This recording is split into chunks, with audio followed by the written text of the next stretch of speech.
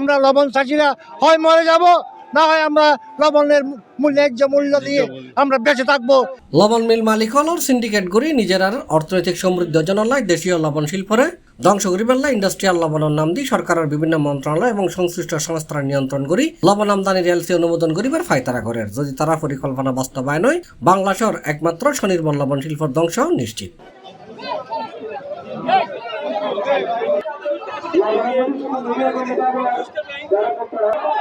ফেব্রুয়ারির ২৬ তারিখ বুধবার সকাল ১১টার দিকে কক্সবাজার চকরিয়া উপজেলার কুটাখালী শিল্প লবণের নামে লবণ আমদানি বন্ধ করে দেশীয় লবণ শিল্পের রক্ষায় ন্যায্য মূল্য নিশ্চিতে আয়োজিত অবস্থান কর্মসূচির বক্তা হলে এসব কথা হই। আমাদের কক্সবাজার এলাকা লবণ চাষিদের একটা মিলন মেলা। কক্সবাজার এলাকা থেকে সারা বাংলাদেশের লবণের চাহিদা মেটায়, অথচ আজকে বেসিকের ২৬ লক্ষ মেট্রিক টন লবণের চাহিদা হওয়া, কিন্তু এই এলাকায় মানুষেরা চাষিরা ৩০ লক্ষ মেট্রিক টনের উপরে লবণ উৎপাদন করবে। এ সময় লবণ চাষী হলে গদাজি কাফানোর হওয়ার পরই মহাসড়কত লবণ ফেলি প্রতিবাদ জানাই। এই সময় চট্টগ্রাম কক্সবাজার মহাসড়ক ঘণ্টাব্যাপী যান চলাচল বন্ধ থাকে এবং উভয় পাশে শতাধিক দূরপাল্লার গাড়ি আটকা পড়ে।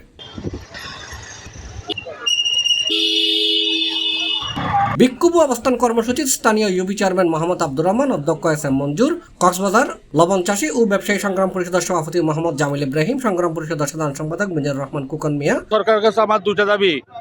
একটা দাবি হচ্ছে কক্সবাজারে লবণ নিয়ে আমদানি করে সারা বাংলাদেশ চলে, কিন্তু লবণের মূল্য এভাবে দশ পড়েছে। লবণের এক কানি লবণ মানুষেরা লাগিয়ে করে ৫২,০০০ টাকা।